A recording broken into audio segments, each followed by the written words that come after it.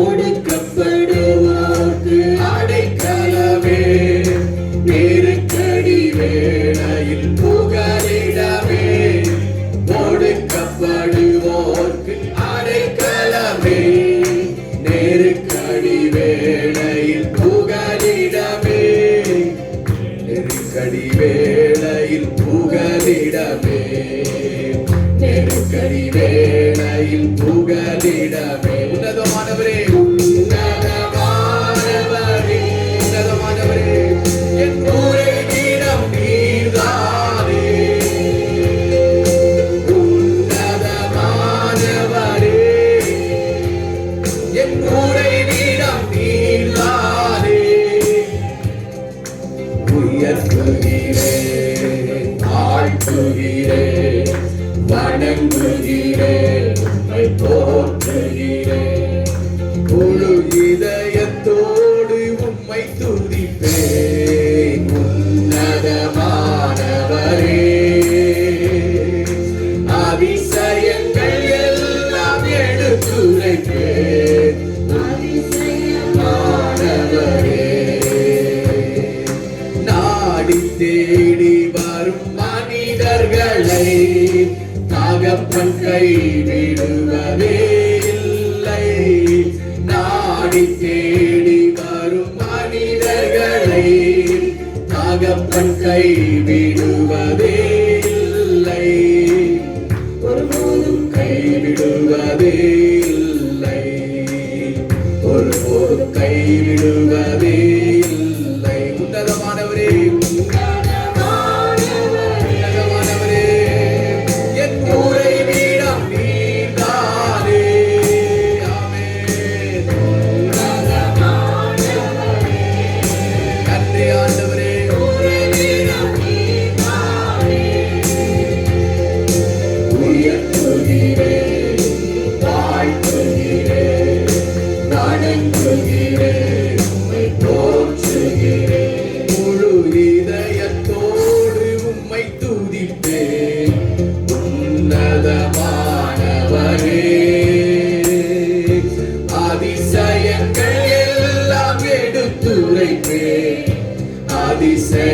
அதிசயமானவரே, முழு இதயத்தோடு உம்மை துதிப்பேன். உன்னதமானவரே, அதிசயங்கள் எல்லாம் எடுத்துரைப்பேன்.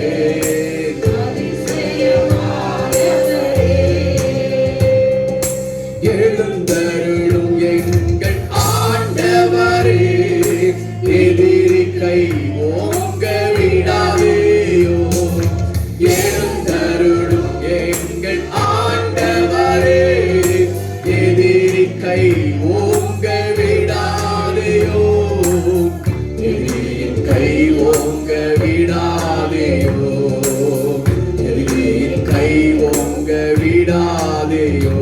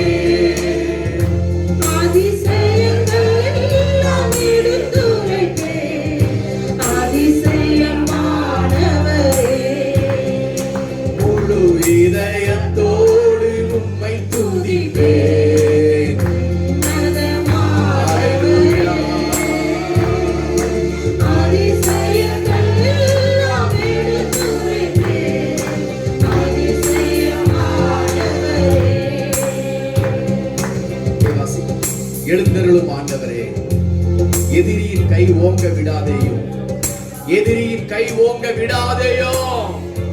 அல்லேலூயா சொல்லலாமா?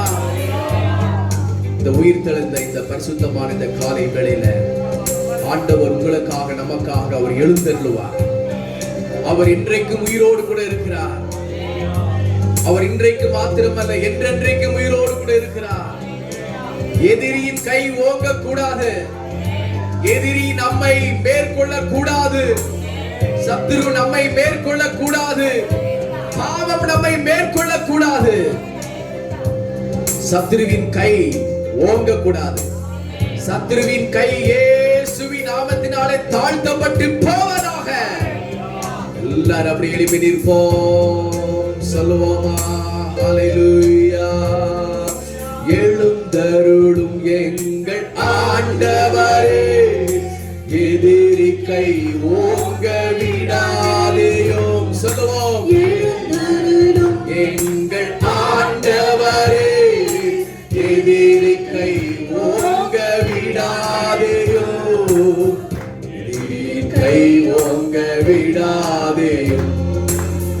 எதிரி கை ஓங்க விடாதேயும்.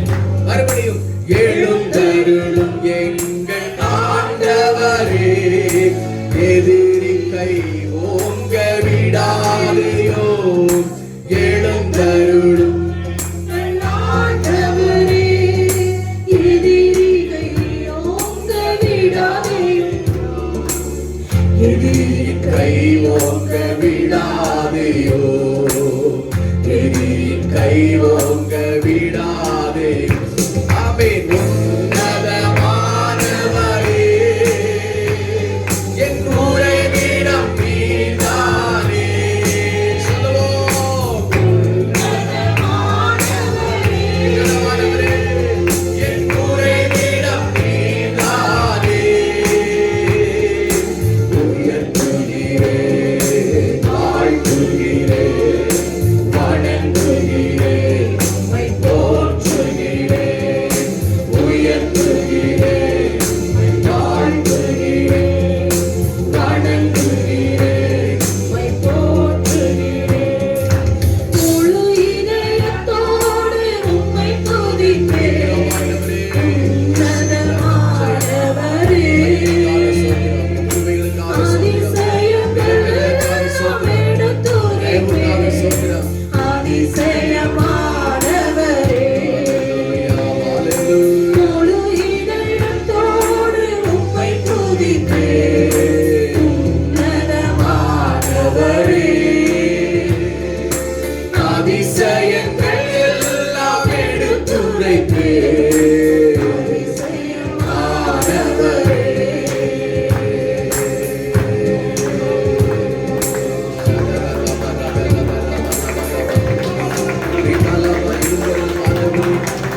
எழுந்தருளும் ஆண்டவரே, எழுந்தருளும் ஆண்டவரே, எதிரியின் கை ஓங்க விடாதேயும். சத்துருவின் கை ஓங்க விடாதேயும். வானமண்டல பொல்லாதாவின் கை ஓங்க விடாதேயும். நீர் எங்களை கை தூக்கி எடுக்கிறவரே, நீர் எங்களை பலனடைய செய்கிறவரே, எங்களை ஸ்திரமடைய செய்கிறவரே, ஸ்திரமடைய செய்கிறவரே. ஹல்லேலூயா, ஹல்லேலூயா, ஹல்லேலூயா,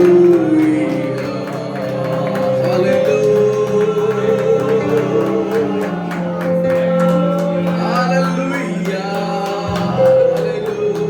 ஹல்லேலூயா, ஹல்லேலூயா, ஹல்லேலூயா, ஹல்லேலூயா.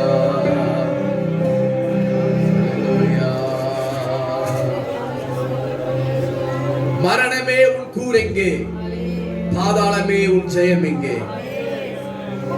இயேசு மரணத்தை ஜெயித்தார், பாதாளத்தை ஜெயித்தார்.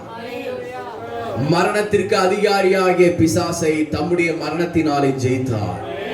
ஆமென், ஹல்லேலூயா. மரணமே உன் கூர் எங்கே? பாதாளமே ஜெயம் எங்கே? சொல்லுவோம். மரணமே உன் கூரெங்கே, பாதாளமே உன் ஜெயமெங்கே. மரணமே மரணமே ஜெயமெங்கே, ஜெயமெங்கே. பாதாளமே பாதாளமே ஜெயமெங்கே, ஜெயமெங்கே. மரணத்தை ஜெயித்த அந்தவன் இயேசு எனக்குள் வந்துவிட்டார். சாவை ஜெயித்து அழியா வாழ்வை எனக்கு தந்துவிட்டார். சொல்லலாமா? மரணத்தை ஜெயித்த அந்தவன் இயேசு எனக்குள் வந்துவிட்டார். சாவை ஜெயித்து அழியா வாழ்வை மரணமே உன் ஜெயமெங்கே, பாதாளமே ஜெயமெங்கே. மரணமே உன் ஜெயம் எங்கே, பாதாளமே உன் ஜெயமெங்கே.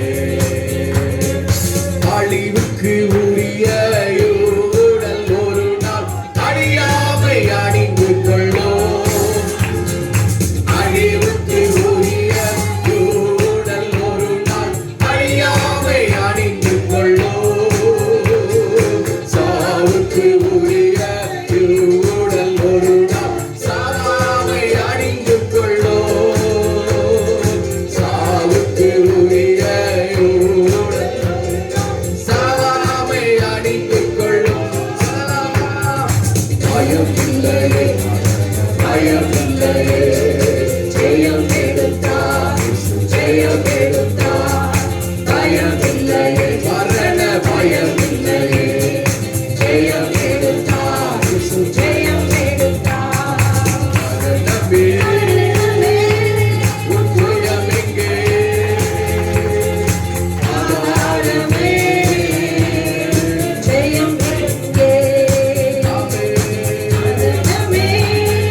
மரணமே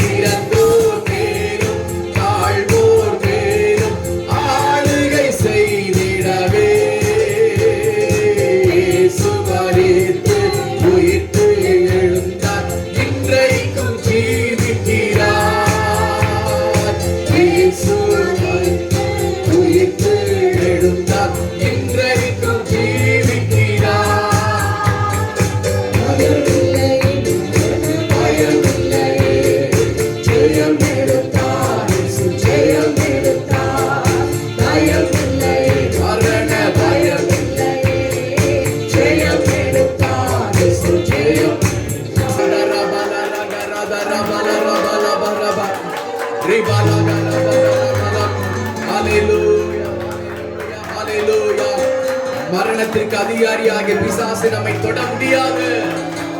ஹalleluya. ஏனென்று சொன்னால் மரணத்திற்கு அதிகாரியாகிய பிசாசை இயேசு தம்முடைய மரணத்தினாலே ஜெயித்தார். மரண பயமே வெளியேறு இயேசுவின் நாமத்தினாலே. மரணத்தின் ஆவியே வெளியேறு இயேசுவின் நாமத்தினாலே. ஹalleluya. ஹalleluya. ஹalleluya. தேவ பிள்ளைகளை, இந்த காலை வேளையில உயிர்த்தெழுந்த ஆண்டவர் நம்மை உயிர்ப்பிக்க அவர் விரும்புகிறார். ஆவியிலே மரித்தவர்களாக காணப்படுகிறீர்களா? ஆத்துமாவிலே அடக்கம் பண்ணப்பட்டவர்களாக காணப்படுகிறீர்களா? ஆண்டவராய் இயேசு கிறிஸ்து இந்த காலை வேளையிலே உங்களை உயிர்ப்பிக்க அவர் போதுமானவர். என்னை உயிர்ப்பியும் ஆண்டவரே. கேட்போம். என்னை உயிர்ப்பிப்பீராக ஆண்டவரே. ஆண்டவரே, நான் மரித்த ஒரு சடலமாக, மரித்து போன ஒரு ஆத்துமாக, தாவீது சொன்னது போல பல ஆண்டுகளுக்கு முன்பதாகவே மரித்து போன ஒரு மனிதனை போல நான் எண்ணப்படுகிறேன், நடமாடும் ஒரு பிணமாக நான் எண்ணப்படுகிறேன் என்று தாவீது சொன்னார் அல்லவா? இயேசுவின் நாமத்தினால நீங்கள் எழும்பக்கூடாதபடி உங்களை அமிழ்த்துகிற மரண ஆவிகள் இயேசுவின் நாமத்தினால இந்த காலை வேளையிலே உங்களை விட்டு வெளியேறுவது. உந்தன் நாமம் உயர்த்துவே, துதிகள் பாடி மகிழ்ந்திடுவேனே, எந்தன் வாழ்வில் நிறைந்தவர் நீரே, மீட்க வந்தி மகிழ்ந்திடுவே, பாதை காட்டிடவே பூவில் வந்தீர, சிறுவை சுமந்தவரே நாடி வந்தேன, சாவை வென்றவரே, உந்தன் நாமம் உயர்த்துவே, உந்தன் நாமம் உயர்த்துவே, உந்தன் நாமம் உயர்த்துவே, உந்தன் நாமம் உயர்த்துவே, துதிகள் பாடி மகிழ்ந்திடுவே. ஹல்லேலூயா.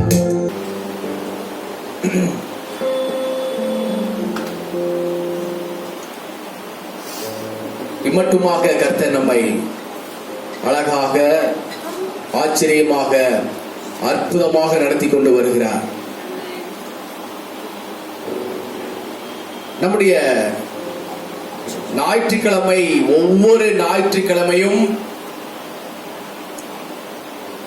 நமக்கு உயிர்த்தெழுந்த ஆராதனை தான் அது. ஆமென். வாரத்தின் முதல் நாள் ஞாயிற்றுக்கிழமை அது உயிர்த்தெழுந்த நாள். பழைய ஏற்பாட்டு காலங்களிலே ஜனங்கள் சனிக்கிழமை ஆராதனை செய்தார்கள். எப்ப ஆராதனை செய்தார்கள்? சனிக்கிழமை. சனிக்கிழமை என்பது வாரத்தின்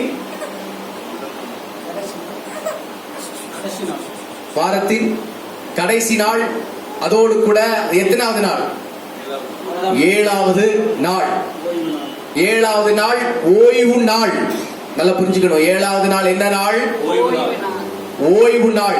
அப்போ பிதாவாகிய தேவன் சொன்னார், 6 நாளும் உங்களுக்கு உரியது, 6 நாளும் நீங்கள் வேலை செய்யலாம்.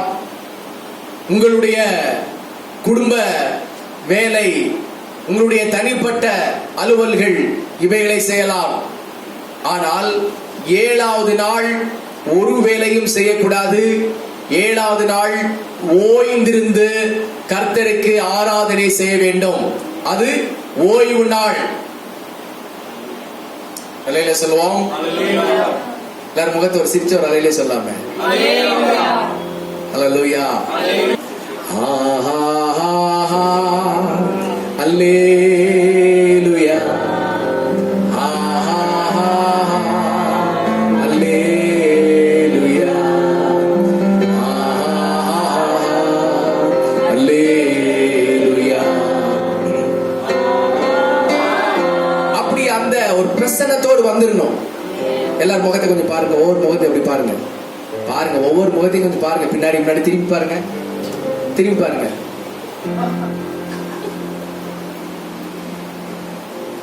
கண்டுபிடிச்சிருப்பீங்க யார் முகத்துல என்ன வித்தியாசம் இருக்கிறது, கண்டுபிடிச்சிருப்பீங்க. ஆமென். ஹல்லேலூயா.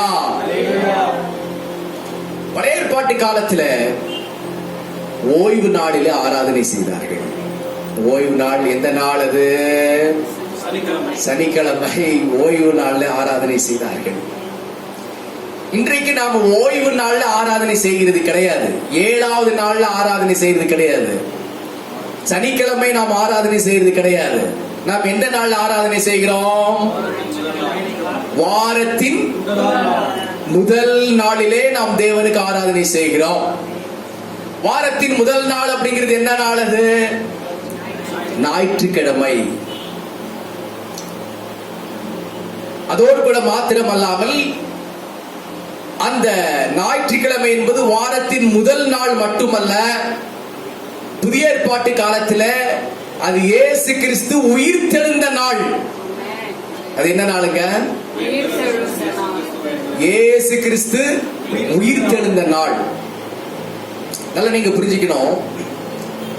குட் ஃப்ரைடே அப்படின்றது இயேசு கிறிஸ்து இறந்த நாள் நம்ம சொல்லக்கூடாது. இறந்த நாள் அப்படின்னு சொன்னா ஏதோ ஒரு மனுஷர் இறந்து போன நாள் மாதிரி அது ஆயிரும். அவர் இறந்த நாள் அல்ல, அவர் சிலுவையில அறையப்பட்ட நாள். கர்த்தர் செத்த நாள் நம்ம நினைச்சிடக்கூடாது. அன்னைக்கு வந்து ஆண்டவர் செத்து போயிட்டாருங்க அப்படிலாம் இருந்துட்டு ஞாயிற்றுக்கிழமை இயேசு உயிர் தெழுந்துட்டாருங்க அப்படிலாம் கிடையாது. அல்லேலூயா. இயேசு கிறிஸ்து 2000 ஆண்டுகளுக்கு முன்னாலே சிலுவையில் அறையப்பட்டது உண்மை. அவர் மரித்தது உண்மை. அவர் இன்றைக்கு உயிரோடு கூட இருக்கிறார். அல்லேலூயா. இந்த ஞாயிற்றுக்கிழமை என்பது உயிர் தெழுந்த நாள். இன்றைக்கு மட்டுமல்ல, அதுவும் விசேஷமா நாம் தெரிந்து கொள்ள வேண்டிய விஷயம். ஈஸ்டர் அப்படிங்கிறது பைபிள்ல நீங்க எங்கேயுமே படிக்க முடியாது. சகோதரி எஸ்தர் ராஜாத்தி, ஈஸ்டர் நீங்க ஏதாவது படிச்சிருக்கீங்களா? இல்ல. ஆதி ஆகமத்திலிருந்து வெளிப்படுத்தல் வரைக்கும் படிச்சீங்கன்னா ஈஸ்டர் அப்படிங்கிறது நீங்க எங்கேயுமே படிக்க முடியாது. இல்ல, நம்ம ஈஸ்டர் அப்படிங்கிற வார்த்தையை உபயோகிப்பதை விட உயிர் தெழுந்த நாள் அப்படின்னு சொல்றதா ஒரு காட்ஸ் பிரசன்ஸா இருக்கும். உடலில சொல்லுவோம். முடிந்த அளவு 100% ஈஸ்டர் அப்படிங்கறத அடிச்சிருங்க. நமக்கு ஒவ்வொரு நாளும் உயிர் தெழுந்த நாள் தான். ஒவ்வொரு ஞாயிற்றுக்கிழமை உயிர் தெழுந்த நாள் தான். சொல்லலாமா? அதே போல குட் ஃப்ரைடே அப்படிங்கிறது பைபிள்ல கிடையாது. புனித வெள்ளி அப்படிங்கிறது பைபிள்ல இருக்கா? இல்ல. இயேசு கிறிஸ்து சிலுவையில் அறையப்பட்டார் அப்படிங்கிறது பைபிள் இருக்கு. வேத ஆராய்ச்சியாளர்கள் கணக்கிட்டு பார்க்கின்ற பொழுது அவர் வெள்ளிக்கிழமை சிலுவையில் அறையப்பட்டதை கரெக்டா கண்டுபிடிச்சிட்டாங்க. வெள்ளிக்கிழமை சிலுவையில் அறையப்பட்டதை அவர்கள் கண்டுபிடித்தார்கள். அதை ஒரு வெள்ளிக்கிழமை அவர் சிலுவையில் அறையப்பட்டபடினால முழு உலகத்திற்கும் அவர் கிருபாதார பலியாக அளிக்கப்பட்டபடினால அந்த வெள்ளிக்கிழமை ஒரு புனித வெள்ளியாக சபை பிரிவினர்கள் அதை முன்குறித்தார்கள். ஆமென். நம்ம வழக்க சொல்லி இப்ப குட் ஃப்ரைடே அப்படிங்கிறது நம்ம வழக்க சொல்ல வந்துருச்சு. பரவாயில்ல, நோ, அது கூட பரவாயில்ல. குட் ஃப்ரைடே அப்படிங்கிறது கூட அவ்வளவு வந்து நமக்கு பெரிய ஒரு ப்ராப்ளமா கிடையாது. ஆமென். இன்னொன்னு பாருங்க, கிறிஸ்துமஸ் அப்படிங்கிறது பைபிள் எங்கேயுமே கிடையாது. ஆதி ஆகமத்திலிருந்து வெளிப்படுத்தல் விசேஷத்தை வரைக்கும் படிச்சீங்கன்னா கிறிஸ்துமஸ் அப்படிங்கிறது என்ன செய்யாது? கிடையவே கிடையாது. என்னதான் இருக்கு? இயேசு கிறிஸ்து பிறந்தார் தான் இருக்கு. இன்னொரு விஷயம், இயேசு கிறிஸ்து என்னுடைய பிறந்த நாளை கொண்டாடுங்கன்னு சொல்லவே இல்லை. எங்க சொல்லியிருக்காருங்களா? என் பிறந்த நாளை கொண்டாடுங்க, கேக் வெட்டி கொண்டாடுங்க, எல்லாம் ஸ்டார் கட்டி கொண்டாடுங்க, கிறிஸ்துமஸ் தாத்தாவை அனுப்பி ஊர் ஊரா காசு வசூல் பண்ணிட்டு வாங்க அப்படின்னு சொன்னாரா? அப்படி சொல்லவே இல்லை. சொல்லுவோம். நமக்கு ஒரு ஆசை, இயேசு கிறிஸ்து பிறந்தார், அன்றைக்கு நாம மகிழ்ச்சியாக இருக்கிறோம். அதுக்கு ஒரு கிறிஸ்துமஸ் பேர் வச்சிருக்கிறாங்க, தெரிஞ்சோ தெரியாமலோ. இயேசு கிறிஸ்து பிறந்த நாள்னு சொல்றது ரொம்ப நல்லா இருக்கும்.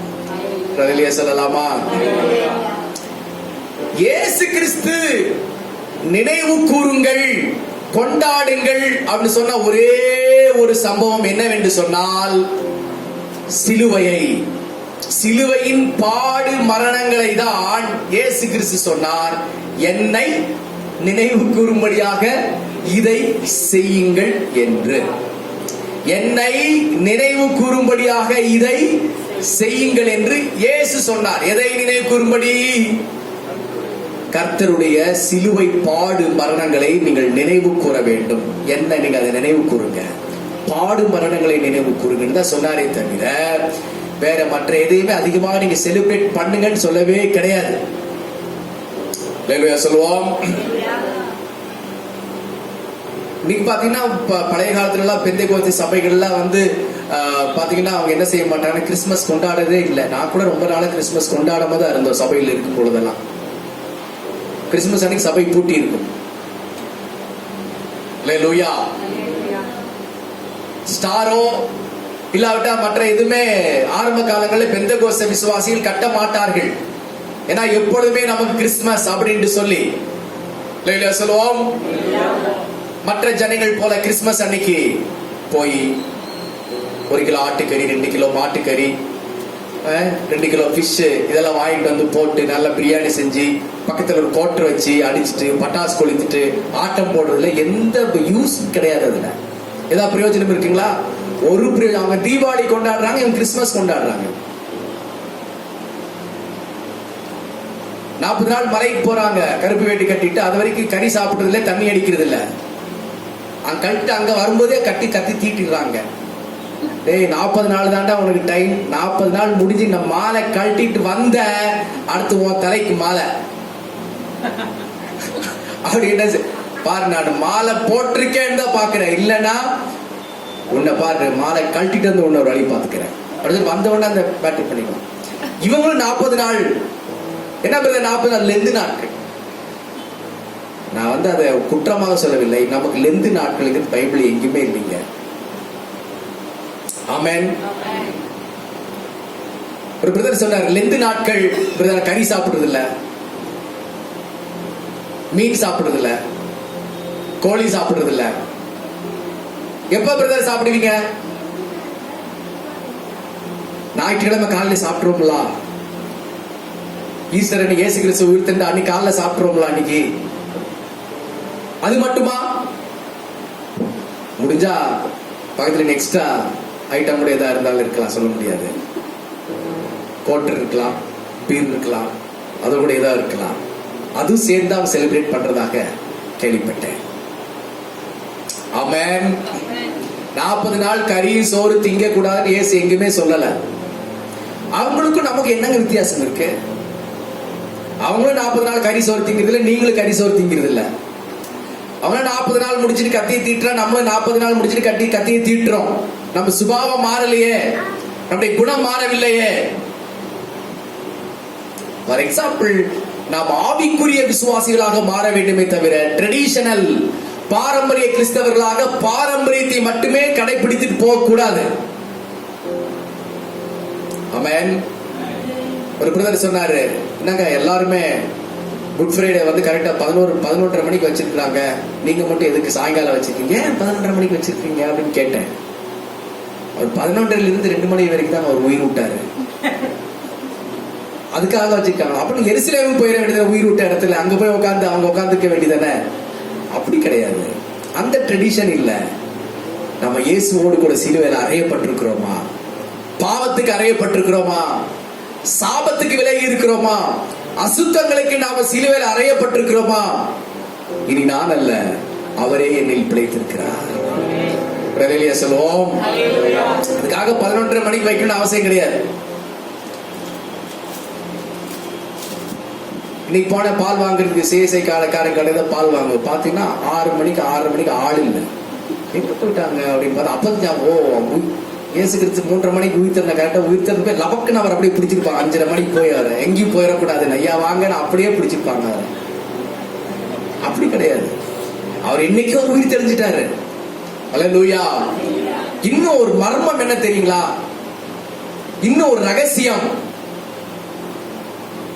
இயேசு கிறிஸ்து மரித்தார். அவர் தன்னுடைய சரீரத்திலே மரித்தார், ஆனால் அவர் உயிரோடு தான் இருந்தார். சொல்லுவோம். இயேசு கிறிஸ்து மரித்தார், ஆனால் அவர் இப்படிதான் இருந்தார், மரிச்சிட்டாருங்க. கடைசியா ஒருத்தர் ஈட்டில குத்துகிறான், செத்து போயிட்டாரா இல்லையா அப்படின்னு சொல்லிட்டு. ஏன்னா உயிர் போன 100% உயிர் போன பின்னாலதான் அவரை கொண்டு போய் என்ன செய்யணும்? அடக்கம் பண்ணதுக்கு முன்னாடி அடக்கம் பண்ணக்கூடாது. அப்படி உயிர் போகலன்னு வச்சுக்கீங்க, சிலுவையில் இருக்கிறவர்கள் என்ன பண்ணுவாங்களா? கால் எலும்ப வட்டார் கட்டார்னு ஒட்டைப்பாங்களா உயிரோட.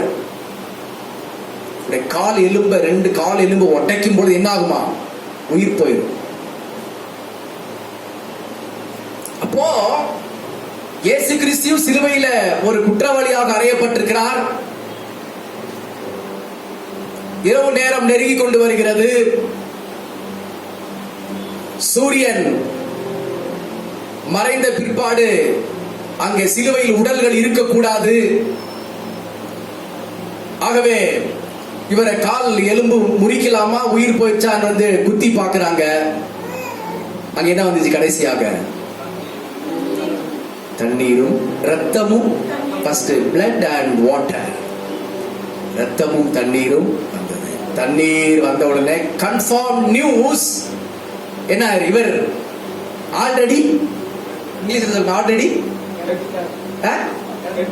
இங்கிலீஷ்ங்களா அது? டைடா?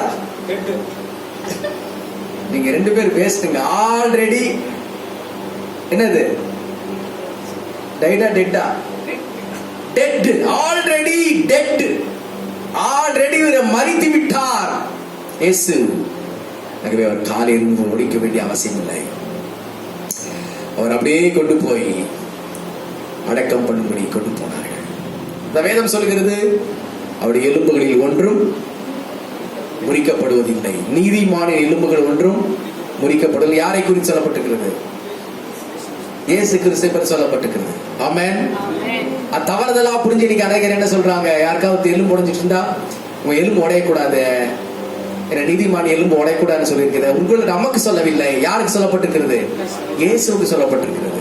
வேலையில சொல்லுவோம், நம்ம எலும்பு உடையும், ஒரு சில வேலைகளை ஜாயிண்ட் பண்ணாலும் திருப்பி உடையும், எந்த பக்கம் வேணாலும் புட்டுக்கிட்டு போக சொல்ல முடியாது. ஆமென். ஆனா ஒண்ணு கேர்ஃபுல்லா இருக்கணும், ரொம்ப எந்த கண்ணிலையும் நம்ம சிக்கிடக்கூடாது. ஆமென். நடக்கும்போது பார்த்து நடக்கணும், பஸ்ல உட்காரும்போது பார்த்து உட்காரணும், டிவிஎஸ் 50ல உட்காரும்போது பார்த்து உட்காரணும். Praise the Lord. ஏன்னா பிசாசு நம்மளை பார்த்துட்டே இருக்க, எப்போ எலும்பு உடைக்கலான்னு சொல்லிட்டு நான் போய் எங்கேயும் எங்க தப்பு போய் மாட்டிடக்கூடாது. கொஞ்சம் நம்ம விழிப்பா இருக்கணும். ஹல்லேலூயா. Praise the Lord.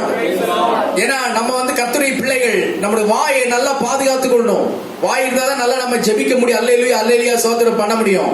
அல்லேலூயா. கை இருந்தா தான் நம்ம நல்லா வேலை செய்ய முடியும், கர்த்தருக்கு பாட்டு பாட முடியும். ஆமென். கால் நல்லா இருந்தா தான் மான் மாதிரி ஓட முடியும். அதை மீறி நடந்தா ஓகே. பிசாசு இருக்கிற கண்ணில நம்ம போய் சிக்கிட கூடாது. அல்லேலூயா சொல்லுவோம்.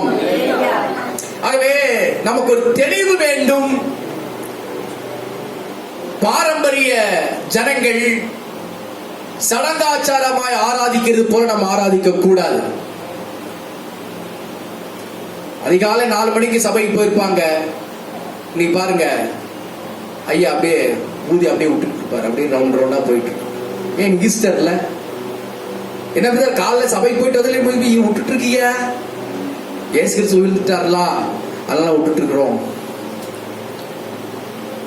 என்ன பிரதர் பாட்டிலா வந்துட்டீங்க, இன்னைக்கு காலைல 4 மணிக்கு சபைக்கு போனீங்க, பாட்டிலோட வந்துட்டீங்க, என்ன பிரதர் சொல்றீங்க? 40 நாளா ஒண்ணு செய்யல, பாத்துக்கிடுங்க.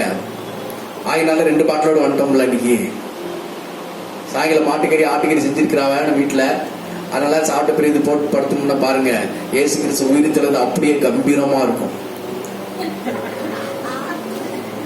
No use. என்னைக்கும் போல நம்ம அதே டைம்ல ஆராதிக்கலாம். மாற வேண்டியது நாம், நம்முடைய உள்ளம் மாற வேண்டும், நம்முடைய ஆவிக்குரிய வாழ்க்கை மாற வேண்டும். பாரம்பரியம் ரொம்ப முக்கியம். தேவனுடைய பிள்ளைகளே, யாராவது உங்களுக்கு ஈஸ்டர்னு சொன்னீங்கன்னா தயவு எடுத்து சொல்லுங்க. ஈஸ்டர் நல்ல வார்த்தை தாங்க, பட் அதை விட உயிர்த்தெழுந்த நாள் சொல்லுங்க, அது பெரிய மகிமை இருக்கும். அல்லேலூயா சொல்லுவோம். அல்லேலூயா அல்லேலூயா. உயிர்த்தெழுந்தாரே, அல்லேலூயா. ஜெயித்தெழுந்தாரே, உயிருடன் எழுந்த மீட்பர் இயேசு என் சொந்தமானாரே. உயிருடன் எழுந்த மீட்பர் இயேசு என் உயிர்த்தெழுந்தாரே, அல்லேலூயா.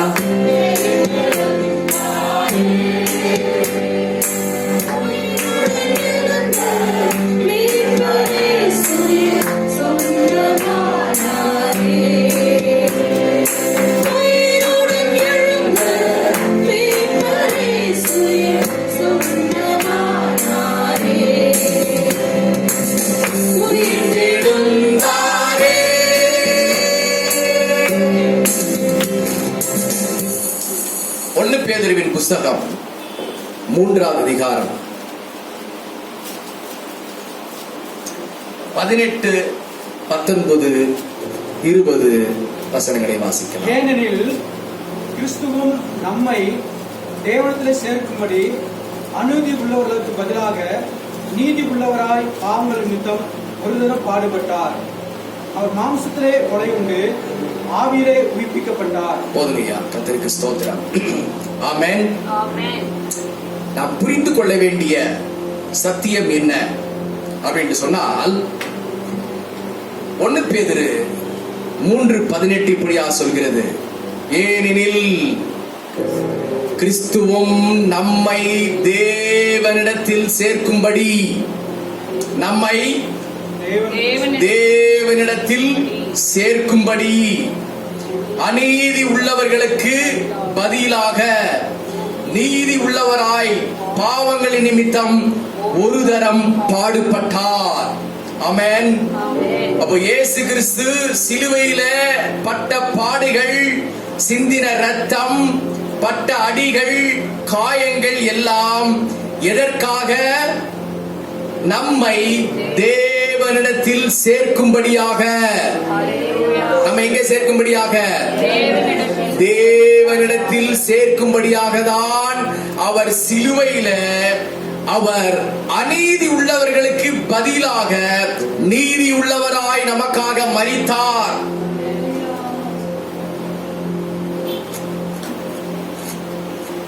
வேதம் சொல்கின்றது, அவர் மாமிசத்திலே கொலை உண்டு, மாமிசத்திலே கொலை உண்டு, ஆவியிலே உயிர்ப்பிக்கப்பட்டார்.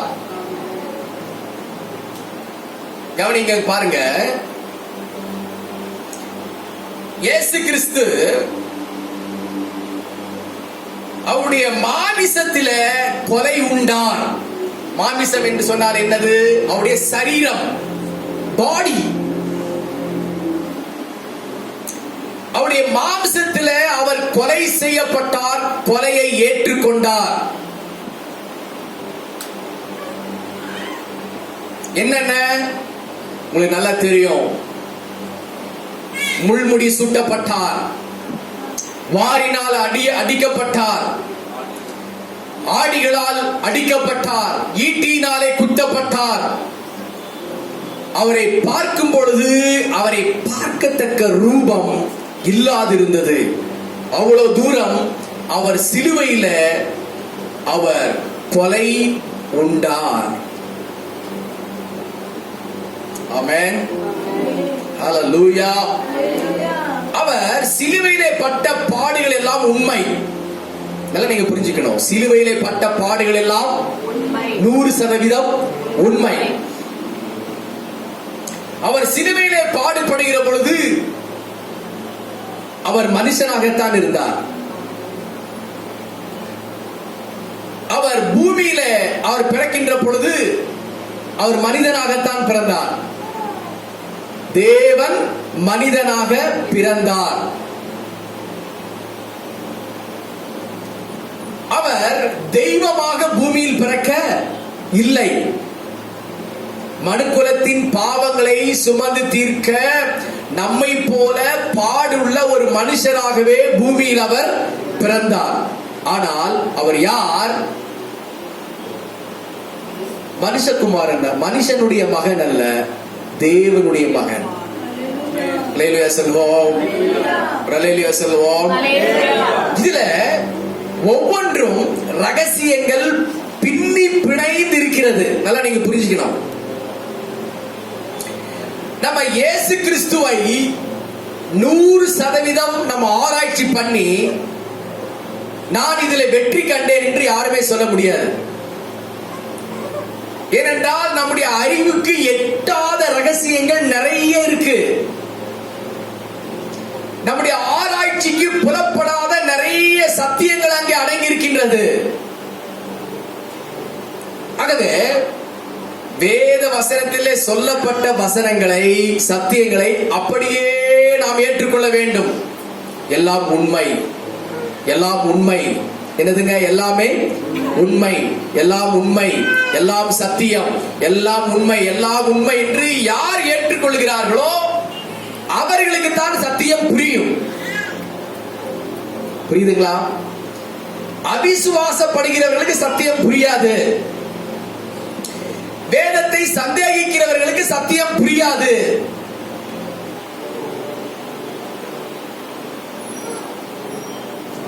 நாம் உலக ஞானத்தின்படி நாம் வசனத்தை ஆராய்ச்சி செய்தால் சத்தியம் நமக்கு விளங்காது.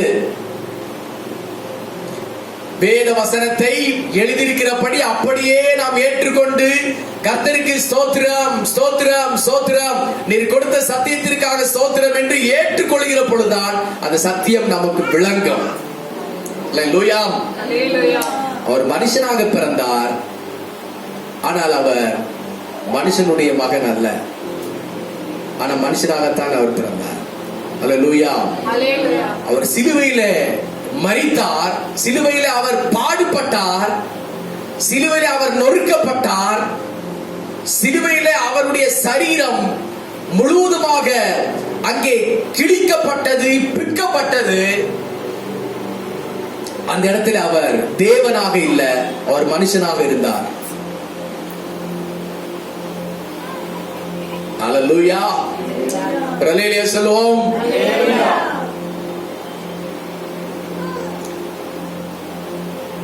வேதம் சொல்கின்றது, அவர் மாம்சத்திலே கொலை உண்டார், அவர் மரித்தார்.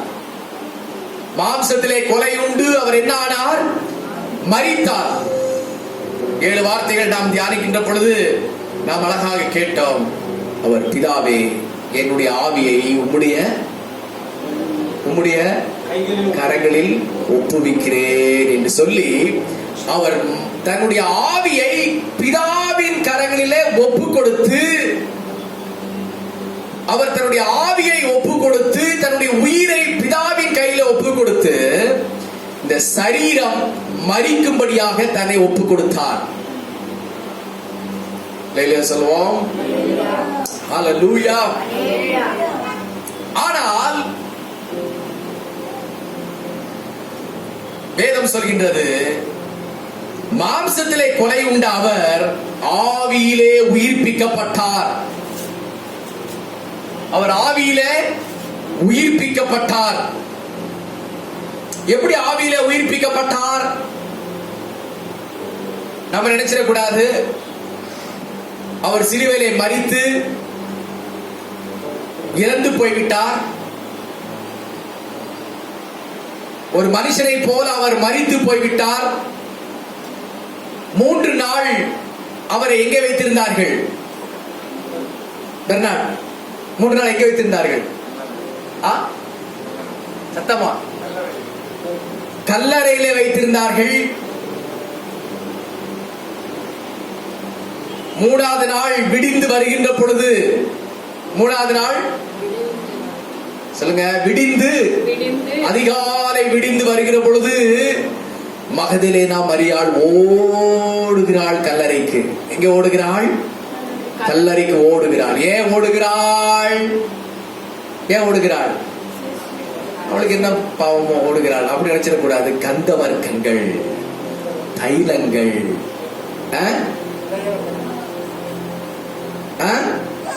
இவைகளெல்லாம் எடுத்துக்கொண்டு இயேசுவுக்கு அவைகளை, அந்த பாடிக்கு அவைகளை பூசும்படியாக மகதலேனா மரியாள் ஓடுகிறாள். ஹல்லேலூயா.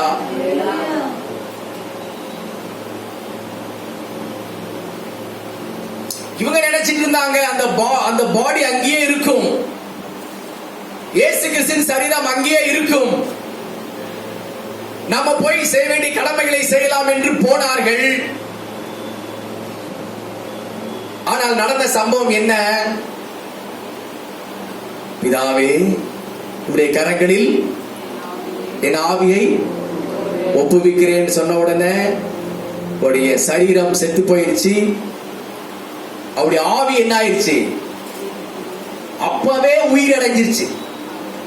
அவருடைய ஆவி என்ன ஆயிருச்சு? அப்பவே உயிர் அடைஞ்சிருச்சு. புரியுற ஒரு அலையிலே சொல்லுங்க.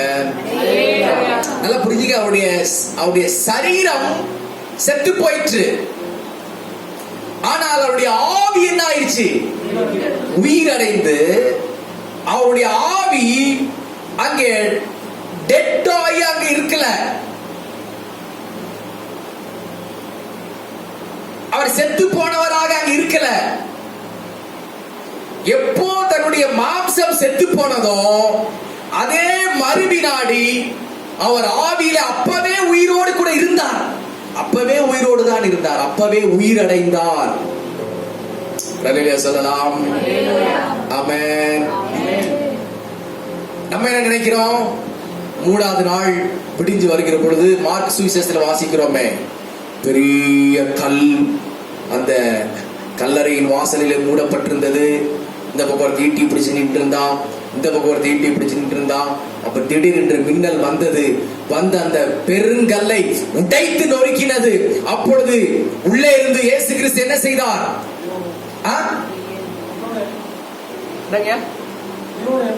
அவர் உயிரோடு வெளியே வந்தார். அப்ப எல்லாரும் அந்த காவலர்கள் திடுக்கிட்டு செத்து விழுந்தார்கள் என்று வாசிக்கிறார். அது உண்மை. ஆனால் அப்போ அவர் அந்த டைம்ல அவருடைய ஆவி எங்கே புகுந்தது?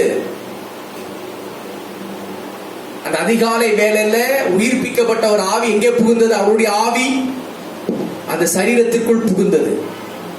ஆமென். சரீரத்திற்குள் புகுந்து அந்த பாடி, அவருடைய மரித்த சரீரம், காயங்கள், அவருடைய சுவடுகள் எல்லாமே ஆண்டவராகிய தேவன் அதை மாற்றி அந்த சரீரத்தை மறுரூபப்படுத்தினார். அல்லேலூயா சொல்லுவோம்.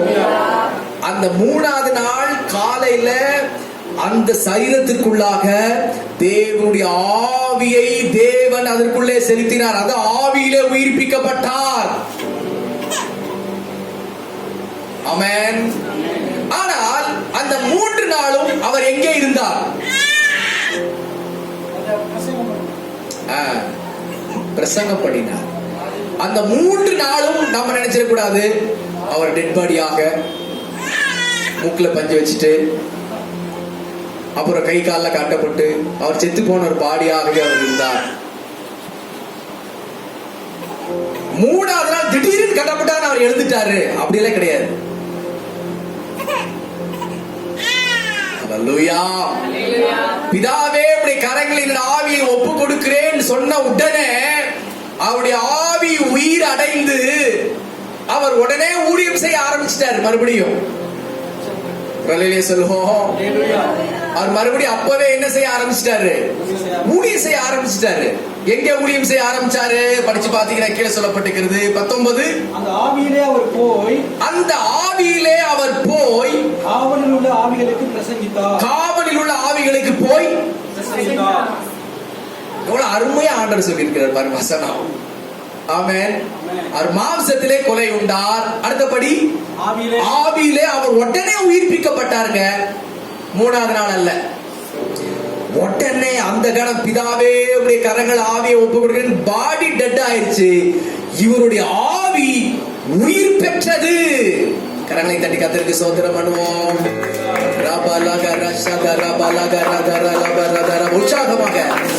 உற்சாகமாக கர்த்தருக்கு ஸ்தோத்திரம் பண்ணுவோம். அவர் மரித்தவராக அல்ல, அவர் அன்றைக்கே அவருடைய ஆவி உயிர்ப்பிக்கப்பட்டவராக தான் இருந்தார். அல்லேலூயா. வானத்தை பூமி படைத்த ஒரு தெய்வம் ஒரு மனுஷனை போல 3 நாள் உயிர் இல்லாம இருந்தா உலகம் தாங்குமா? உலகம் தாங்காது. அவர் உறங்குவதும் இல்லை, அவர் தூங்குவதும் கிடையாது. இஸ்ரவேலை காக்கிற தேவன் உறங்குவதில்லை, இஸ்ரவேலை காக்கிற தேவன் தூங்குவதும் இல்லை. அவர் என்றைக்கும் விழிப்பாகவே தான் இருக்கிறார். கர்த்தருடைய நாமத்திற்கு மகிமை உண்டாவதாக. அவருடைய சரீரம் உண்மையாகவே 100% துளைக்கப்பட்டது, உடைக்கப்பட்டது, நொறுக்கப்பட்டது. அப் டு பாட்டம் அவருடைய சரீரம் கல்வாரி சிலுவையில் அந்த கேடு அடைந்தது என்று சொல்லி வேதத்திலே வாசிக்கிறோம். அவர் ஆவியில உயிர்ப்பிக்கப்பட்டார். உயிர்ப்பிக்கப்பட்ட உடனே அவர் ஊழியம் செய்ய ஆரம்பிச்சிட்டாரு. அவர் பூமியில எத்தனை வருஷம் ஊழியம் செஞ்சாரு? பெர்னார்டு எத்தனை வருஷம்? என்னதில்ல, பெர்னார்டு நம்ம கண்ணு முன்னே தெரிஞ்சுட்டே இருக்கிறார். இல்லைங்க, அதுக்கு சிலுவைக்கு முன்னாடி 3.5 ஆண்டுகள் அவர் ஊழியம் செய்தார். எத்தனை ஆண்டுகள்? 3.5 ஆண்டுகள் அவர் ஊழியத்தை எப்படி செஞ்சார்? எப்படி செஞ்சார்? எப்படி செஞ்சார்னு எனக்கு என்ன தெரியும், உங்களுக்கு என்ன தெரியும்? பைபிள்ல எழுதப்பட்டிருக்கோம். பயங்கரமா செஞ்சார். எப்படி செஞ்சாருங்க? என்னங்கய்யா? அவர் பயங்கர ஒரு வெட்டி குண்டு மாதிரி ஊழியம் செஞ்சார். அதான் அன்றைக்கு ஒரு அதிபதி சொல்றார், இயேசுவுக்கு பின்னாலே உலகமே பின் சென்று போயிடுச்சுயா, உலகமே பின் சென்று போயிற்று. அவர் அந்த இஸ்ரவேல் தேசத்தில் செய்த ஊழியம் அன்றைக்கு ஒரு பெரும் எழுப்புதலை கொண்டு வந்தது. மரித்தவர்கள் உயிரோடு எழும்பினார்கள், வியாதியஸ்தன் சுகமடைந்தான், பிசாசுகள் ஓடினது, மலை பிரசங்கம் செய்தார், 5 அப்பம், அடுத்து 2 மீன். எந்த மீன்? அதான் ஆராய்ச்சி பண்ண மாட்டீங்களா? ஏதோ ஒரு மீன் கிடைச்சா போதும். அது மத்தி மீனா, சுறா மீனா? அந்த 5 அப்பம் 2 மீன்களை வைத்து எத்தனை பேருக்கு உணவு கொடுத்தார் அவர்? 5000 பேர்களுக்கு உணவு கொடுத்தார். பயங்கர மிராக்கிள். அதை சாப்பிட்டு என்ன பண்ணாங்க? மிச்சம் 12 கூடை நிறைய மிச்சமும் எடுத்துட்டு எங்க போனாங்க? அதை தூக்கிட்டு வீட்டுக்கு போனாங்க. ஏன்னா நம்ப மாட்டாங்கல்ல அவங்க. ஐயா, அங்க ஆண்டவர் நான் மலை பிரசங்கத்தை கேட்டோம், பசியோடு இருந்தோம், ஒரு பையன் 5 அப்பம் 2 மீன் வச்சிருந்தா, ஆண்டவர் ஆசீர்வதிச்சு நாங்கெல்லாம் நல்ல வயிறு நிறைய சாப்பிட்டோன்னு சொன்னா, போங்க நீங்களும் போய் சொல்றீங்க, கை காட்டுங்க.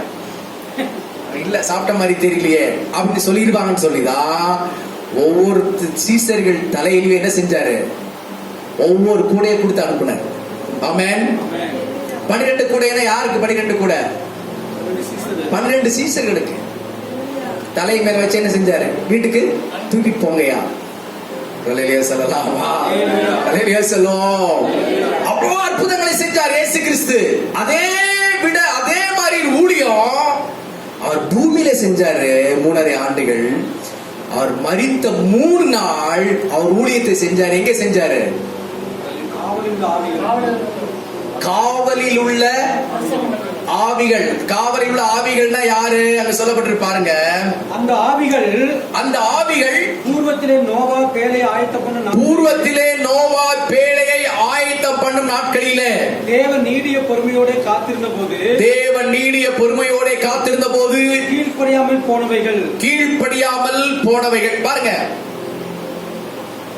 ஆவியில உயிர்ப்பிக்கப்பட்டு அந்த ஆவியில அவர் என்ன செய்யறாரு? இயேசு கிறிஸ்து என்ன செய்யறாரு? போறார். ஆவியில போறாரு. நேர ஆவியில எங்க போறாரு? நோவாவின் காலத்துல. எந்த காலம்?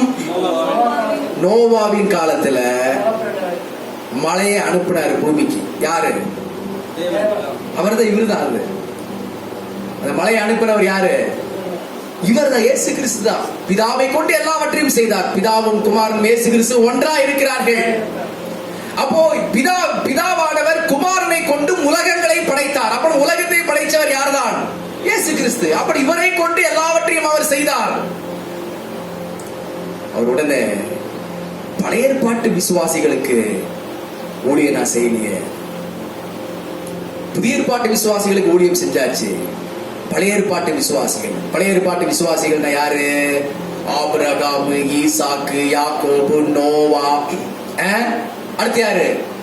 தாவீது, சாலமோனு, எரேமியா, எசேக்கியேல், ஓசியா. கடைசியில யார் இருக்கா? கார்த்தி, கடைசி யாரு? கடைசி புத்தகம், சின்ன புதிய ஏற்பாட்டு, சின்ன தீர்க்கதரிசன புத்தகம், கடைசி புத்தகம் எது? நீங்க கார்த்திக்லையா? நீங்க கார்த்தியா? கார்த்திக், கடைசி புத்தகம் எது? சின்ன தீர்க்க தரிசன புத்தகத்துல கடைசி புத்தகம் எது?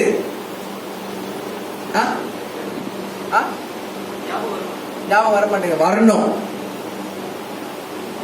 கடைசி புத்தகம் எது? கடைசி புத்தகம் மல்கியா. கை தட்டுங்க.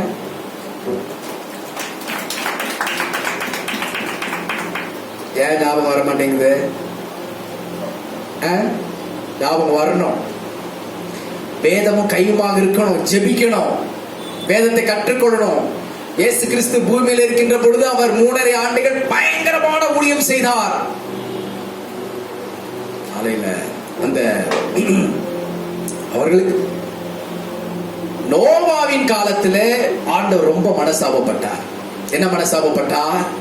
இந்த ஜனங்கள் ஜல பிரளயத்தினால அழித்தார். அதை நினைச்சு ஆண்டவர் மிகுந்த சங்கடம். அங்கே மனஸ்தாபப்பட்டார் என்று சொல்லி வேதத்துல வாசிக்கிறோம். அப்போ நோவா கிட்ட சொன்னார், இனி நான் என்ன செய்ய மாட்டேன், ஜலத்தினால் அழிக்க மாட்டேன்னு சொல்லி ஒரு அடையாளத்தை கொடுத்தார். என்ன அடையாளம்? வானவில், ரெயின்போ. அல்லேலூயா. வானவில் யார் உண்டாக்குனது? ஆண்டவர் தான் கொடுத்தார். வானவில் எத்தனை கலர் இருக்கு? 7. வானவில் பார்த்துருக்கீங்க தானே? வானவில் இதெல்லாம் பார்க்கும்போது அவ்வளோ அழகா இருக்கும். அது இங்கே விட நீங்க மலையில பார்த்து பாருங்க. ஒரு மலையிலிருந்து இன்னொரு மலைக்கு அந்த வானவில் ஒழுகும். மலைப்பகுதிகளில் செடி மேல, கொடி மேல, மலை மேல, பாறை மேல விழுகும்போது பார்த்தா அது அவ்வளோ ஒண்டர்ஃபுல்லா இருக்கும். அந்த வானவில் வருகின்ற பொழுதெல்லாம் ஆண்டவர் என்ன செய்கிறாரா? உடன்படிக்கையை ஞாபகப்படுத்துகிறார். இனி உலகத்தை நான் தண்ணீரினால அழிக்க மாட்டேன். இந்த பூமியில் உள்ள ஜனங்களுக்கு ஊழியம் செஞ்சாச்சு. பழைய ஏற்பாட்டு பரிசுத்தவான்களுக்கு என்னுடைய ரத்தம் அவர்களுக்கு பாவ மன்னிப்பை கொடுக்கவில்லை, அவர்களுக்கு சுவிசேஷமும் போய் சேரலையே அப்படின்னு சொல்லி அந்த 3 நாளும் ஆண்டவர் நேரா எங்க போறாரு? பாதாளத்துக்கு போறாரு. ஆமென். பாதாளம்னா எங்க இருக்குதுங்க? அது பாதாளம் நம்ம பூமி கீழேன்னு சொல்றோம். அதுக்கு பேரு பரதீசுன்னு அர்த்தம். அதுக்கு பேர் என்னதுங்க? பரதேசி அல்ல, பரதீசு. சொல்லுங்க எல்லாரும் சொல்லுங்க. பரதீசு. பரதீசு, பரதேசி அல்ல. பரதீசுன்னு சொன்னா அதுக்கு பேர் இன்னொன்னு இங்கிலீஷ்ல என்ன சொல்றாங்க? அதுக்கு பேரு பாரடைஸ். அந்த பாரடைஸ்ல தான் மரித்த எல்லா மனுஷர்களும் அங்க இருக்கிறாங்க. அங்க என்ன பண்ணிட்டு இருக்காங்க? இளைப்பாறிட்டு இருக்கிறாங்க. ஆபிரகாம் அங்க இளைப்பாறிட்டு இருக்கிறாரு. அங்க நோவா இருக்கிறாரு. அங்க தாவீது இருக்கிறாரு. எரேமியா, ஒரு பெரிய பட்டாளமே அங்க இருக்கு பரதீசுல, பாரடைஸ். ஆமென். ஆண்டவர் கம்பீரமா போறாரு, பாரடைஸுக்கு போறாரு. பாரடைஸுக்கு போய் அங்குள்ள பரிசுத்தவான்கள் எல்லாம் ஆண்டவர் சந்திச்சாங்க. அதோடு கூட மாத்திரமல்ல, அங்கே கட்டப்பட்டிருந்த ஆவிகள் இருந்துச்சு. அது இவர்கள் எல்லாம் பரிசுத்தவான்கள். ஆனா நோவாவின் காலத்திலே வசனத்தை கேட்காமல் நோவாவை கேலி பண்ணினவர்கள், சபையை கிண்டல் பண்ணினவர்கள், வசனத்தை நிராகரித்த மக்களை ஆண்டவர் ஜலப்பிரளயத்துக்கு ஒப்பு கொடுத்தார். எல்லாம் மலையில அழிஞ்சு செத்து போனாங்க. ஆனா அவங்க ஆவி என்ன ஆகல? சாகவே இல்லை. அவருடைய ஆவி எல்லாம் எங்க போயிடுச்சு? கரெக்டா இளைப்பாறுகிற ஸ்தலத்திற்கு, பரதீசுக்கு போயிடுச்சு. அல்லேலூயா. அந்த ஆவிகளை அங்கே ஆண்டவர் வைத்திருந்தார். அந்த ஆவிகளுக்கு போய் சுவிசேஷம் சொன்னார். ஆமென். சுவிசேஷம் சொன்னார் இருக்கா? பிரசங்கித்தார் இருக்கா? அந்த ஆவிகளுக்கு போய் அவர் என்ன செய்தாரா? பிரசங்கித்தார். எப்படிங்க முடியும்? அந்த ஆவிகள் அங்க அடைக்கப்பட்டிருந்தார்கள். அந்த ஆவிகள் சொன்னா அந்த ஜலப்பிரளயம் எங்கெல்லாம் உண்டாச்சு? அதாவது எருசலேம் தொடங்கி இந்தியா வரைக்கும், இந்தியாவிலிருந்து என்னென்ன கண்டங்கள் இருக்கு, ஆப்பிரிக்கா கண்டம், ஐரோப்பியா கண்டம், குமரி கண்டம், லெமூரியா கண்டம், வேற என்ன கண்டம், எல்லா கண்டங்களும், அன்றைக்கு நிறைய கண்டங்கள் தண்ணியில மூழ்கி போச்சுன்னு சொல்லி எல்லா கண்டங்களில் உள்ள மக்களும் அங்கே அடைக்கப்பட்டிருந்தார்கள். அல்லேலூயா. அந்த எல்லா ஒட்டுமொத்த உலக மக்கள் எல்லாருக்கும் ஆண்டவர் அங்கே போய் பிரசங்கம் செய்தார். பிரசங்கம் செய்து அவர்களுக்கு என்ன ஊழியம் செய்யணுமோ அதை செய்தார். அதுக்கப்புறம் என்ன சுவிசேஷம் சொன்னார், அவர்களுக்காக என்ன இடத்தை ஆயத்தம் பண்ணி வச்சிருக்கிறார், அவர்களுக்கு என்ன இடம் நமக்கு தெரியாது. ஆனால் ஆண்டவர் அன்றைக்கு போய் காவலில் உள்ள ஆவிகளுக்கு அவர் பிரசங்கித்தார் என்று சொல்லி நாம் வேதத்திலே வாசிக்கிறோம். தேவனுடைய பிள்ளைகளே, அல்லேலூயா. அதுக்கு அப்புறம் பாத்தீங்கன்னா 3 நாள் அவர் அங்கிருந்து பிரசங்கித்தார். எப்படி பிரசங்கம் பண்ணி இருப்பார்? 3 நாள் பாருங்க. இங்க எல்லாம் அழுதுட்டு இருக்கிறாங்க. மகதலேனா மரியாள் அழுதுட்டு இருக்கா, மரியாள் அழுது, கிளியோப்பா மரியாள் அழுதுட்டு இருக்காங்க. எருசலேம் நகரமே பயங்கரமா நடுங்கிட்டு இருக்குது. சீசர்கள் ஓடி ஒளிஞ்சிட்டு இருக்காங்க. நீங்க எல்லாம் என்னமோ பண்ணுங்கன்னு சொல்லி இயேசு கிறிஸ்து போய் அழகா என்ன பண்றாரு? பிரசங்கம் பண்ணிட்டு இருக்கிறாரு. அதுதாங்க ஆண்டவருடைய வேலை. அல்லேலூயா சொல்லுவோம். அவர் மைண்ட் பாருங்க, ஆண்டவருடைய மைண்ட் எப்போதுமே அவருடைய சிந்தை எல்லாமே ஊழியம், எல்லாமே ஊழியம், எல்லாமே ஊழியம். ஆமென். ஆனால் ஒரு மனுஷன் மரிக்கின்ற பொழுது அவன் இளைப்பாறுகிற ஸ்தலத்திற்கு போகிறான், கட்டாயம் போயாகணும். அதற்கு அடுத்தபடியாக அவனுடைய சரீரம் புதைக்கப்படுகிறது, அல்லாவிட்டால் எரிக்கப்படுகிறது. மறுபடியும் அவன் அந்த சரீரத்தை பெற்றுக்கொள்ள அவனுக்கு உரிமை இல்லை. புரிஞ்சுக்கிங்க. ஆமென்.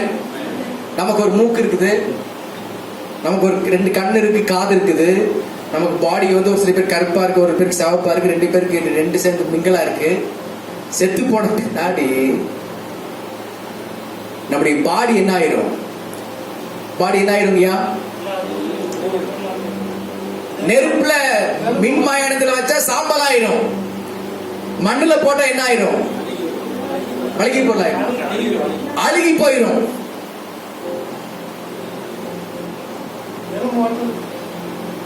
ஆண்டவர் வருகின்ற பொழுது நம்மை மறுரூபமாக்குவார். என்ன ரூபமாக்குவார்?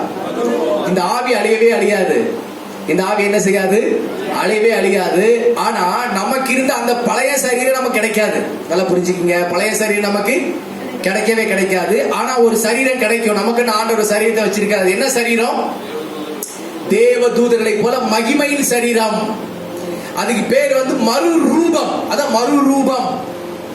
மறுரூப மலை மீதிலே அப்படி பாருங்க. மறுரூபம்னு என்ன அர்த்தம்? இந்த ரூபம் மறுரூபமாக மாறிடும். ஆனா இவர் யாருன்னு கண்டுபிடிக்கலாம். இவர் ரூபம், இவர் தான் நம்ம விட்டுறையா அப்படிங்கிறத நம்ம கண்டுபிடிக்கலாம். அல்லேலூயா.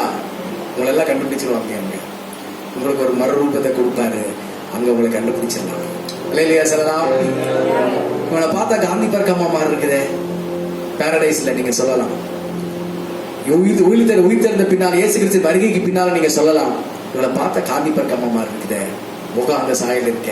ஆனா அந்த பிளட்டும் அந்த சரீரமும் ரத்தமும் இருக்காது. ஆனா அந்த மறுரூபத்துல அவர்களை ஈஸியா கண்டுபிடிச்சிடலாம். வெளியில சொல்லுவோம். அது மாதிரி நீங்க போய் காந்தி பார்க்ல எப்படி இருந்தீங்க என்ன அதெல்லாம் கேட்க முடியாது, அதெல்லாம் பேச முடியாதுங்க. ஆமென். சொல்லுவோம்.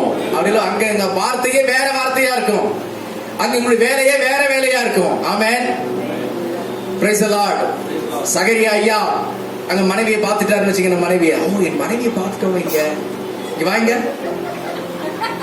அன்னைக்கு நான் இது சொன்னேன் செஞ்சியா, என்ன நினைச்சிட்டு இருக்கிற, இங்க வந்து இதே மாதிரி வேலை காட்டு, இந்த மாதிரி வேலை வச்சுக்காது அப்படின்னு நாங்க வந்து மிரட்ட முடியாது. சொல்லுவோம். அங்க அந்த மாதிரி பேச்சுக்கு இடமே இல்லை. அங்க நம்முடைய சுபாவமே வேற மாதிரி இருக்கும். ஆமென். அல்லேலூயா. அத ஒரு மனுஷன் கேட்டானே, ஒரு மனுஷன் 5 பேரை விவாகம் பண்ணிருக்கிறான். ஆண்டவரே, அங்க மேல போய் யாருக்கு மனைவியா இருப்பான்? ஆண்டவர் சொல்றாரு, அதை படிக்கிறதே மாம்சமும் ரத்தம் அவங்க பிரவேசிப்பதில்லை. அங்க மனைவியும் இல்லை, கணவனும் இல்லை, தேவனுடைய தூதர்களாக அங்க இருப்பார்கள். அல்லேலூயா சொல்லுவோம். இவங்க நினைச்சிட்டாங்க மறுபடியும் நாம போய் கல்யாணம் பண்ணலாம், மறுபடியும் குழந்தை பெத்துக்கலாம், மறுபடியும் பேர பிள்ளைகளை பார்க்கலாம், மறுபடியும் அங்க அந்த மாதிரி. நம்ம ஆட்களுக்கு இதுதானே ஐடியாவே, இதுதானே. இந்த மாதிரி ஐடியா வந்து அங்க கிடையாது. அங்க வந்து நம்ம மகிமையின் சரீரமாக இருப்போம். ஆனால் இயேசு கிறிஸ்துவுக்கு அதே சரீரம் கிடைத்தது. இதான் அந்த பாயிண்ட். இயேசு கிறிஸ்துக்கு என்ன சரீரம் கிடைத்தது? அதே சரீரம். சொல்லுவோம். அந்த 3 நாள் பிரசங்கத்தை முடித்த உடனே பிதாவானவர் தம்முடைய உயிர்த்தெழுதலின் ஆவியை அந்த சரீரத்திற்குள்ளாக அனுப்பினார். 3 நாள் ஊழியம் முடித்த பின்னாடி அதிகாலை வேளையில இயேசு கிறிஸ்துவின் சரீரத்திற்குள்ள இயேசு கிறிஸ்துவின் வல்லமை உள்ளே இறங்கினபடினாலே அவர் அந்த சரீரம் உயிரடைந்தது. அல்லேலூயா சொல்லுவோம். அல்லேலூயா சொல்லுவோம். இது சத்தியம், இது உண்மை, இதுதான் தேவனுடைய ரகசியம். அவருடைய சரீரம் உயிரடைந்தது. அதே சரீரம் உயிரடைந்தது. உயிரடைந்து பொழுது விடுகிற பொழுது அந்த மூடியிருந்த கல் உடைக்கப்பட்டது. காவல் சேவர்கள் செத்தவர்களை போல விழுந்தார்கள். அவர் உயிர்த்தெழுந்த ஆண்டவராக அவர் வெளியே வந்தார். ஆமென். 3 நாள் சும்மா படுத்துட்டு இருந்தாராங்க. பஞ்சல சும்மா படுத்துட்டு இருந்தாரா? இல்ல. என்ன பண்ணிட்டு இருந்தாரு? 3 நாள் அவர் ஊழியம் பண்ணிட்டு தான் வந்திருக்கிறாங்க. ஒரு அல்லேலூயா சொல்லுவோம். 3 நாள் ஊழியம் பண்ணி சரீரத்திற்குள்ள கடைசியில் அவர் தேவனுடைய ஆவி ஆனவர் அங்கே அனுப்பி அவருடைய சரீரம் உயிர்த்தெழுந்து வந்து மகதலேனா மரியாதை காட்சி கொடுக்கிறாரு. அல்லேலூயா கேட்கிறாரு. அந்த மகதலேனா மரியாதை ஆண்டவரை பார்க்க ரொம்ப ஆசை. அந்த சரீரத்துக்கு போய் தைலம் பூசுவதற்கு ரொம்ப ஆசை. அங்க நிக்கிற ஒரு தோட்டக்காரர் நினைச்சு, ஆண்டவரே, ஐயா, என்னோட ஆண்டவருடைய சரீரம் காணோம். என்னுடைய ஆண்டவருடைய சரீரம் காணோம். சரீரம் காணாமல் போயிடுச்சு. நீங்க எடுத்துட்டு போயிட்டீங்களா? நீங்க அதை எடுத்துட்டு போயிட்டீங்களா? சரீரத்தை காணையா. அழுகிறாங்க. அந்த அம்மா என்ன செய்யறாங்க?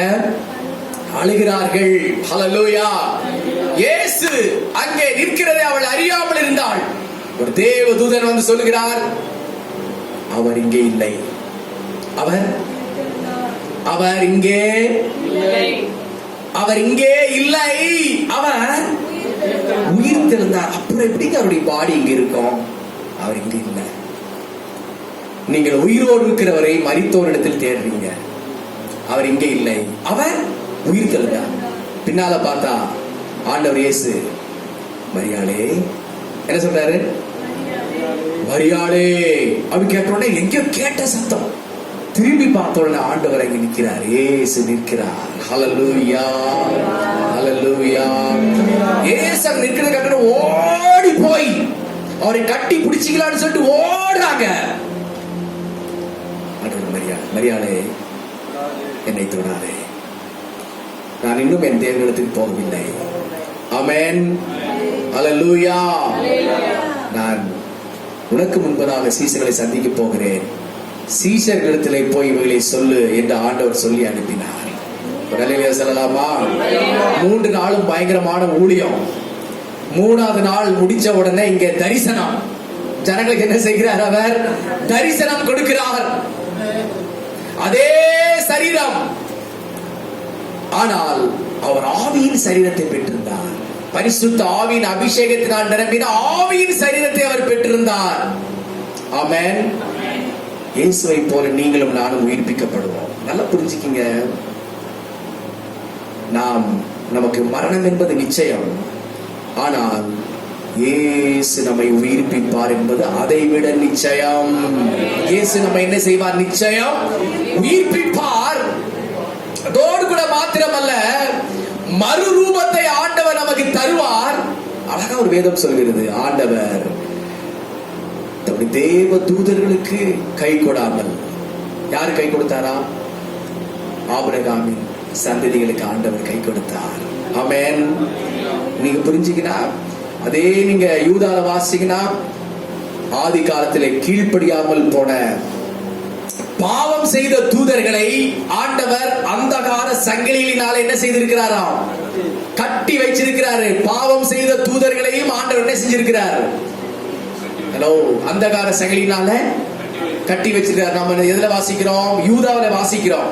ஆனா இங்கேயும் ரெண்டு பார்ட் ஆஃப் அங்க கட்டப்பட்ட ஜனங்கள் இருக்கிறார்கள். ஒன்று நோவாவின் காலத்தில் கீழ்ப்படியாமல் போன ஆவிகளும் அங்க காவலில் இருக்கிறார்கள். இன்னொன்று யாரும் இருக்கிறார்கள்? யாருங்க இருக்கிறாங்க? நோ, கீழ்ப்படியாமை ஆதி மேன்மையை காத்து பரிசுத்தவான்கள் இருக்கிறாங்க, அது ஓகே. இன்னொன்று கட்டப்பட்டவர்கள் சொல்றேன், ஆதி மேன்மையை காத்து கொள்ளாத தூதர்கள், விழுந்து போன தூதர்களையும் ஆண்டவர் சங்கிலினாலே கட்டி என்ன செஞ்சிருக்கிறாரு? வச்சிருக்கிறாரு. ஆண்டவர் அந்த தூதர்களுக்கு போய் ஊழியம் செய்யல. நல்லா புரிஞ்சுக்கீங்க. தூதர்களுக்கு போய் ஆண்டவர் ஊழியம் செய்யல. அவளை அப்படியே கட்டண பிரகாரமாகவே இன்னும் இருக்கிறார்கள். அவர்களுக்கு ஆண்டவர் கை கொடுக்கல. அவர்களுக்காக ஆண்டவர் ரத்தம் சிந்தல. யாருக்காக தான் ரத்தம் சிந்தினார்? ஆபிரகாமின் சந்ததிகளுக்காக தான். அல்லேலூயா. ஆகவேதான் அந்த தூதர்களுக்கு ஆண்டவர் உதவியாக கை கொடாமல் தன் சாயலில் உண்டாக்கப்பட்ட மனுக்குலத்திற்காக அவர் கை கொடுக்கும்படி அவர் மரித்து அதே வேளையில பரதீசுக்கு போய் அவர் ஊழியம் செய்து கீழ்ப்படியாமல் போன அந்த ஆத்துமாக்களை அவர் ரட்சிக்கும்படியாக அவர் தம்முடைய வல்லமையான ஊழியத்தை நிறைவேற்றினார். ஹல்லேலூயா, ஹல்லேலூயா. ரபதர கபரதுர நமலபரபா. ஹல்லேலூயா. அப்படி நம்ம எல்லாரும் எழுப்பி நிற்போம். ஹல்லேலூயா, ஹல்லேலூயா. அப்படியே ஒரு சில வினாடிகளை கண்களை மூடி நாம் ஜெபம் பண்ணுவோம். இந்த ரகசியம் பெரியது, இந்த ரகசியம் பெரியது. ஹல்லேலூயா. நாம் பாரம்பரிய ஜனங்களாக நாம் இருந்து விடக் கூடாது. கண் சொருகி போன குருடர்களாக நாம் இருந்து விடக் கூடாது. இயேசு கிறிஸ்துவின் உயிர்த்தெழுதலிலே பெரிய மகிமை உண்டு. ஹல்லேலூயா. எல்லாரும் ஸ்தோத்திரம் பண்ணி, ஆண்டவரே உம்முடைய கிருபை எனக்கு தாரும், உம்முடைய கிருபை எனக்கு தாரும் ஆண்டவரே. ஹல்லேலூயா. எல்லாரும் ஸ்தோத்திரம் பண்ணுங்க. ஒரு மகிமையின் அபிஷேகம் நம்மை சூழ்ந்து கொள்வதா? எல்லாரும் ஸ்தோத்திரம் பண்ணுங்க, எல்லாரும் ஸ்தோத்திரம் பண்ணுங்க, எல்லாரும் ஸ்தோத்திரம் பண்ணுங்க. எல்லாரும் கண்களை மூடி ஒரு விசேஷித்தமான அபிஷேகம் நம்மை வந்து மூடட்டும் இந்த வேளையில. ஒரு விசேஷித்த அபிஷேகம் நம்ம வந்து மூடட்டும் இந்த வேளையில. ஹல்லேலூயா, ஹல்லேலூயா. எல்லாரும் ஸ்தோத்திரம் பண்ணுவோம். ரத்தம் ஜெயம், ரத்தம் ஜெயம், ரத்தம் ஜெயம், ரத்தம் ஜெயம். ஹல்லேலூயா, ஹல்லேலூயா, ஹல்லேலூயா, ஹல்லேலூயா. இயேசுவை உயிரோடு கூட எழுப்பினவர் நம்மையும் எழுப்புவார். நம்மையும் ஆண்டவர் உயிரோடு கூட எழுப்ப ஒரு முன் உதாரணத்தை ஆண்டவர் வைத்து போனார். தேவனுடைய பிள்ளைகளே, பரதீசில் இருக்கிற பரிசுத்தவான்களை காண்கின்ற ஒரு சிலாக்கியத்தையும் தேவன் நமக்கு வைத்திருக்கிறார். ஹல்லேலூயா. ஆவியால் இன்றும் என்றும் எம்மையும் உயிர்ப்பிக்கவே, ஆவியால் இன்றும் என்றும் எம்மையும் உயிர்ப்பிக்கவே. ஹல்லேலூயா.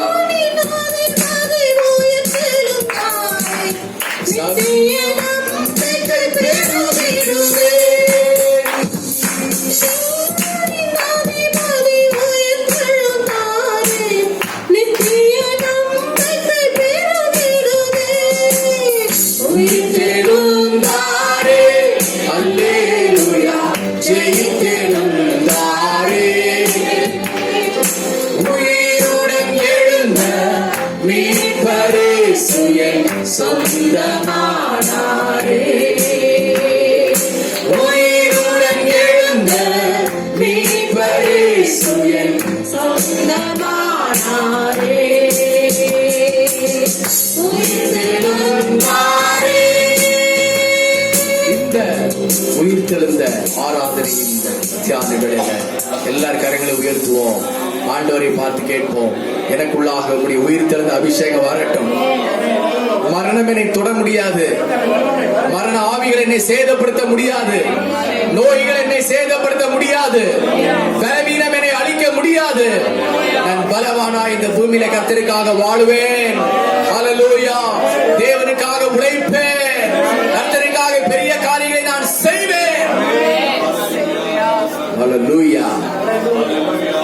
இயேசு கிறிஸ்துவின் வருகையை நான் எடுத்துக்கொள்ளப்படுவேன். வருகையில ஹல்லேலூயா. மரணத்திற்கு நான் பயப்பட மாட்டேன். ஏனென்றால் மரணத்தை ஜெயித்த இயேசு என்னோடு கூட இருக்கிறார். மரணத்திற்கு பின்பு எனக்கு மகிமையின் சாயலை கொடுப்பார். நான் பரலோகத்தில் இயேசுவை முகமுகமாக காண்பேன். ஹல்லேலூயா. இயேசு கிறிஸ்துவை ஆவியிலே உயிர்ப்பித்தவர் என்னையும் உயிர்ப்பிப்பீர். நமக்கு மரணம் என்பது கிடையாது, நமக்கு சாவு என்பது கிடையாது. ஹல்லேலூயா, ஹல்லேலூயா. மரித்தாலும் பரதீசிலே நாம் ஊழியம் செய்வோம். மரித்தாலும் நாம் பரதீசிலே கர்த்தருடைய பிள்ளைகளை காண்போம். தேவனுக்காக நாம் பெரிய காரியங்களை செய்வோம். பரலோக ராஜ்யத்தை அடைவோம். இயேசு கிறிஸ்து பூமியில உயிரோடு இருக்கும்போது மாத்திரம் அல்லங்க, அவர் மரித்த அடுத்த வினாடி அவர் ஊழியம் செய்தார். அவர் பூமியில இருந்த போது மாத்திரம் அல்லங்க, அவர் சிலுவையிலே தொங்குகின்ற பொழுதும் தன்னுடைய வார்த்தையை, பிரசங்க வார்த்தைகளை அவர் சொல்லிக் கொண்டே இருந்தார். இயேசு ஓய்ந்திருக்கவே இல்லை. அவர் மகிமையானவர், அவர் பெரியவர், அவர் சர்வ வல்லமை உள்ளவர். இந்த வாரம் முழுவதும் அந்த அபிஷேகத்தினால தேவன் நம்மை நிரப்புவார். பிதாவாகிய தேவனை ஸ்தோத்திரம் பண்ணுவோம். குமாரனாகிய இயேசு கிறிஸ்துவை ஸ்தோத்திரம் பண்ணுவோம். பரிசுத்த ஆவியானவரை கரங்களை தட்டி ஸ்தோத்திரம் பண்ணுவோம். அன்பின் பரலோக பிதாவே, ஆண்டவரே, நீர் எவ்வளவு உற்சாகமானவர் என்பதை அறிந்து கொண்டோம். எவ்வளவு நீர் பராக்கிரமசாலி என்பதை நாங்கள் அறிந்து கொண்டோம். பாதாளமாகிலும் பரலோகமாகிலும் பூமியாகிலும் உமக்கு ஒரு பொருட்டே இல்லை. ஏனென்றால் எல்லாவற்றையும் உண்டாக்கினவர் நீர்தான். பாதாளத்திற்குரிய திறவுகோல் உடையவர் நீர்தான். மரணத்திற்குரிய திறவுகோலை உடையவர் நீர்தான். பரலோகத்திற்குரிய அச்ச அடையாளங்களை உரியவர் நீர்தான். எங்களையும் அந்த ஆவிக்குள்ளாக நடத்துவீர். ஒரு தைரியசாலிகளாக நாங்கள் வீட்டுக்கு செல்கிறோம். கர்த்தருக்காக பெரிய காரியங்களை செய்ய எங்களை ஆயத்தப்படுத்தும். ரட்சிக்கப்படாத எத்தனையோ ஜனங்கள் இந்த பகுதியில் இருக்கிறார்கள். உயிர்த்தெழுந்த ஆவியானவர்களை தொடுவீராக. ஸ்தோத்திரம். தாழ்த்துகிறோம். இயேசுவின் நாமத்தில் வேண்டிக் கொள்கிறோம். ஜீவனுள்ள நல்ல பிதாவே. என் ஆத்துமாவே கர்த்தரை ஸ்தோத்திரி. முழு உள்ளமே பரிசுத்த நாமத்தை ஸ்தோத்திரி. என் ஆத்துமாவே கர்த்தரை ஸ்தோத்திரி. கர்த்தர் செய்த சகல உபகாரங்களையும் மறவாதே.